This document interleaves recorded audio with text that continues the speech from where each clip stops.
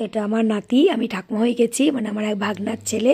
যাই হোক, আজকে বাড়িতে একটা ছোট্ট বার্থডে পার্টি ছিল, সেই উপলক্ষে আমরা সবাই একসাথে হয়েছি। এখানেই দেখছেন, এটা হচ্ছে বার্থডে গার্লের মা, আর এটা ফুলদির জামাই। আর এই যে চলে এসেছে আমার বদমাস মেয়ে।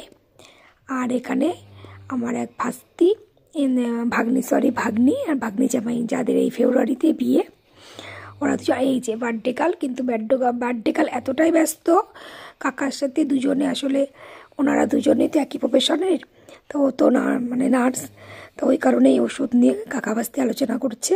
আর এই গোটাটা, এই যে আমার এই মেয়েটা গোটাটা করেছে, মানে আমার এই ভাস্তি পুরো অ্যারেঞ্জমেন্টটা করেছে, রান্নাবাড়ি করেছে।